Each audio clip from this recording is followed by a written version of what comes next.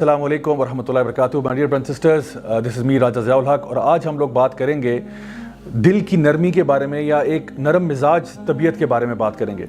اللہ سبحانہ تعالیٰ نے سورہ القلم کے اندر سورہ نمبر 68 آیت نمبر 4 میں نبی کریم صلی اللہ علیہ وسلم کے بارے میں یہ بات ارشاد فرمائی کہ وَإِنَّكَ لَعَلَىٰ خُلُقٍ عَظِيمٍ, کہ نبی کریم صلی اللہ علیہ وسلم کا جو اخلاق تھا وہ سب سے اچھا تھا اور بہت عظیم تھا.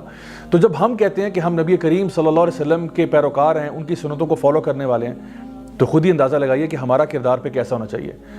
صحیح مسلم کی حدیث ہے کہ نبی کریم صلی اللہ علیہ وسلم نے یہ بات ارشاد فرمائی سیدہ عائشہ کو کہ او عائشہ, اللہ سبحانہ تعالیٰ کو نرمی پسند ہے. ان اللہ رفیق ویحب الرفق, یعنی اللہ تعالیٰ کو نرمی پسند ہے اور اللہ تعالیٰ خود بھی نرم ہے, لوگوں کے ساتھ نرمی سے پیش آنے والا ہے.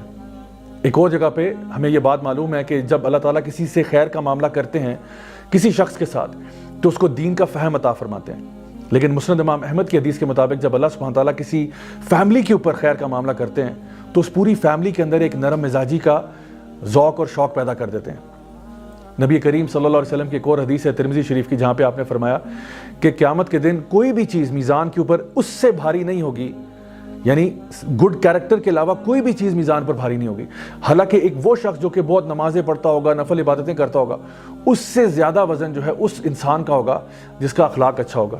یہ بات کی جا رہی ہے مسلمانوں کی جو کہ دونوں ماشاءاللہ نماز پڑھنے والے ہیں, پرہیزگار لوگ ہیں, لیکن ایک جو ہے وہ نفلی نمازیں بہت زیادہ پڑھتا ہے اور ایک جو ہے وہ نفلی نمازیں تو بہت نہیں پڑھتا, لیکن اس کا مزاج بہت اچھا ہے, اس کا اخلاق بہت اچھا ہے. تو جس کا اخلاق اچھا ہوگا اس کا پلڑا بھاری ہوگا.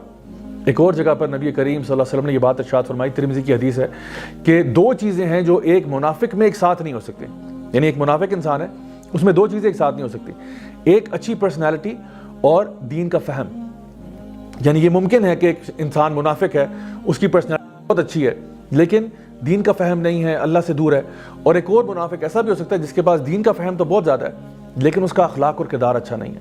تو ہمیں کیا چاہیے, الذین آمنوا وعملوا الصالحات, نیک اعمال کرنے والے اور ایمان رکھنے والے, دونوں چیزیں ہوں گی تو پھر انسان منافقت سے باہر نکلتا ہے. صحیح بخاری کی حدیث ہے جہاں پہ نبی کریم صلی اللہ علیہ وسلم نے یہ بات ارشاد فرمائی کہ جو اللہ کے نزدیک سب سے زیادہ ہیٹڈ پرسنالٹی ہے وہ شخص ہے جو کہ زیادہ جھگڑالو ہے, لوگوں سے جھگڑے کرنے والا, جس کے مزاج میں نرمی نہیں ہے. ابو داؤد کی حدیث کے مطابق آپ نے فرمایا کہ میں تمہیں جنت کا وعدہ کرتا ہوں. اب دیکھیے نبی کریم صلی اللہ علیہ وسلم جو ہے وہ کہہ رہے ہیں میں تمہیں جنت کا وعدہ کرتا ہوں اگر تم جھوٹ بولنا چھوڑ دو, حتیٰ کہ مذاق میں بھی, اور جنت میں سب سے اونچا مقام کا وعدہ کرتا ہوں اگر تمہارا کردار سب سے اچھا ہو. اب آپ خود ہی سوچئے کہ اچھا کردار اپنانا یہ ہمارے لیے کتنی بڑی نیسیسٹی ہے اگر ہم چاہتے ہیں کہ ہمیں جنت الفردوس میں اعلیٰ مقام مل سکے. تھوڑی سی اگزامپلز اگر آپ روزمرہ کی زندگی میں دیکھیں تو اندازہ لگائیں کہ مثال کے طور پہ جب ہم گاڑی چلاتے ہیں اور ہم ڈرائیو کر رہے ہوتے ہیں, ہمارے آگے سے کوئی ہمیں غلط کٹ کر کے چلا جائے, کوئی انسان ہمیں پیچھے سے ہارن بجا رہا ہو, تو ہم اس کے ساتھ کیسے ڈیل کرتے ہیں. یہ میں آپ کو چھوٹی مثال اس لیے دے رہا ہوں تاکہ ہم اپنا جائزہ لیں کہ کیا ہمارے اندر نرمی ہے یا نہیں ہے. یہ سوچئے کہ اگر کوئی شخص آپ کا کام خراب کر دے, اس کے ساتھ آپ کیسے پیش آتے ہیں. آپ کسی جگہ پر گئے, ویٹر آپ کے ساتھ اچھے طریقے سے پیش نہیں آیا, آپ اس کے ساتھ کیسے ڈیل کرتے ہیں. گھر میں اگر آپ کے ملازمین ہیں ان کے ساتھ آپ کا کیا رویہ ہے. اسکول کے, کالج کے, یونیورسٹی کے جمع دار کے ساتھ آپ کا کیا ریلیشن شپ ہے. آپ اس کے ساتھ پیار محبت سے پیش آتے ہیں یا کہ آپ اس کے ساتھ سختی کرتے ہیں. اور وہ لوگ جو کہ آپ کے لیے کسی نہ کسی قسم کا فائدہ نہیں پہنچا سکتے, یعنی وہ لوگ جو آپ کو بینیفٹ نہیں کر سکتے, آپ کا ان کے ساتھ رویہ کیسا ہے. عام طور پر دیکھنے میں آتا ہے کہ لوگ ایسے لوگوں کے ساتھ جن پہ ان کا بس چلتا ہے وہ چلا دیتے ہیں, ان کے ساتھ نرمی اختیار نہیں کرتے. تو ہمیں جو حکم دیا جا رہا ہے وہ یہ ہے کہ اپنے اندر نرمی کو پیدا کرنا اگر ہم چاہتے ہیں کہ اپنے دلوں کو صاف رکھا جائے.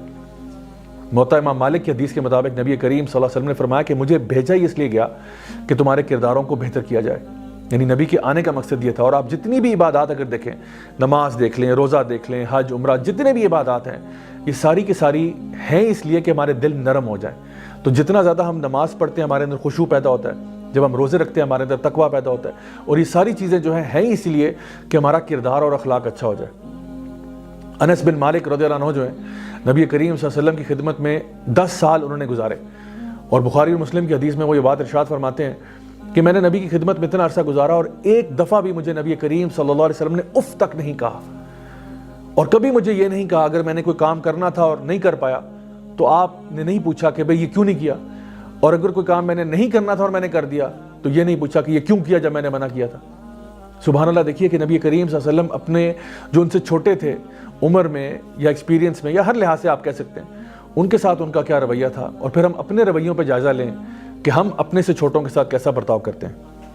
طبرانی کی حدیث ہے کہ نبی کریم صلی اللہ علیہ وسلم نے یہ بات ارشاد فرمائی کہ زمین پر لوگوں کو معاف کرو تاکہ عرش والا رب تمہیں معاف کرے۔ مائی ڈیئر برادرز اینڈ سسٹرز، خود ذرا تھوڑی دیر کے لیے سوچئے کہ آپ چاہتے ہیں کہ قیامت کے دن آپ اللہ کے سامنے کھڑے ہوں اور اللہ آپ کا نامہ اعمال دیکھے اور اللہ آپ کو معاف کر دے۔ اگر آپ چاہتے ہیں کہ اللہ ڈسپائٹ دا فیکٹ کہ ہم سے بہت غلطیاں ہوتی ہیں، بہت کوتاہیاں ہوتی ہیں، اگر آپ چاہتے ہیں کہ اللہ تعالیٰ آپ کو معاف کر دے تو پلیز دنیا میں لوگوں کو معاف کرنا سیکھیں۔ نبی کریم صلی اللہ علیہ وسلم کی ایک خوبصورت حدیث ہے ترمذی شریف میں، جہاں پہ نبی کریم صلی اللہ علیہ وسلم نے صحابہ سے پوچھا کیا میں تمہیں اس شخص کے بارے میں نہ بتاؤں جس پہ جہنم کی آگ حرام ہے؟ اللہ اکبر۔ نبی کریم صلی اللہ علیہ وسلم پوچھ رہے ہیں کیا میں تمہیں اس شخص کے بارے میں نہ بتاؤں جس کے اوپر جہنم کی آگ حرام ہے؟ صحابہ نے کہا یا رسول اللہ ضرور بتائیے۔ آپ نے کہا وہ شخص جو کہ نرم دل ہو اور ریلیکسڈ ایٹیٹیوڈ والا، یعنی ایزی گوئنگ ہو اور ایزیلی ایکسیسیبل ہو، یعنی وہ شخص جو کہ لوگوں میں گھلنا ملنا سے اوائڈ نہیں کرتا، کسی کے ساتھ بھی اٹھ بیٹھ لے گا، غریب کے ساتھ بھی بیٹھ لے گا، امیر کے ساتھ بھی بیٹھ لے گا، وہ جو کہ ایزیلی ایکسیسیبل ہو، اس تک پہنچنا بھی آسان ہے، کوئی مشکل نہیں ہے، اور اس کا مزاج بہت نرم ہے، بہت نرم تربیت والا۔ تو اگر ایسا شخص کوئی پایا جاتا ہے، گیون دا فیکٹ کہ وہ ایک مسلمان ہے، اللہ سے ڈرنے والا ہے، تو نبی کریم صلی اللہ علیہ وسلم کی حدیث ہمارے سامنے آپ نے فرمایا کہ جہنم کی آگ اس پہ حرام ہوگی۔